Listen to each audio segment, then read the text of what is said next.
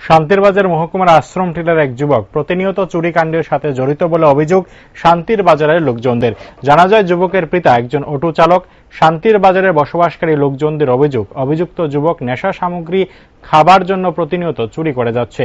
বিগত দিনেও লোকজনদের গৃহপালিত পশু চুরি করতে গিয়ে যুবকটি হাতে নাতে ধরা পড়েছিল বলে জানান শান্তির বাজারের লোকজন। পরবর্তী সময় সালিসির মাধ্যমে সমস্যার সমাধান করা হয়। আজ পুনরায় শান্তির বাজারের একটি ইলেকট্রনিক দোকান থেকে টিভি চুরি করে এলাকাবাসীর হাতে ধরা পড়ল সেই যুবক।